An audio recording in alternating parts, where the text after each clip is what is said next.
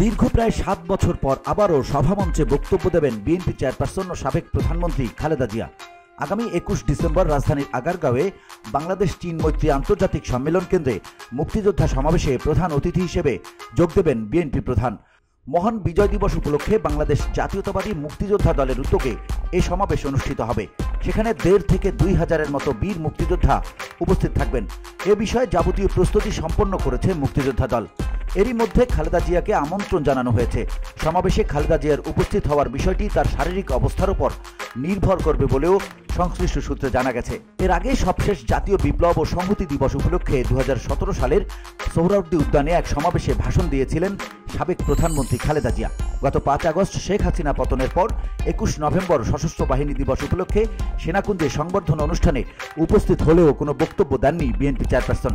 জানতে চাইলে বিএনপি চেয়ারপারসনের প্রেস উইংয়ের সদস্য সাইরুল কবির খান বলেন, মুক্তিযোদ্ধা দলের উদ্যোগে আগামী 21 ডিসেম্বর ঢাকায় বাংলাদেশ চীন মৈত্রী আন্তর্জাতিক সম্মেলন কেন্দ্রে মুক্তিযোদ্ধা সমাবেশ অনুষ্ঠিত হবে।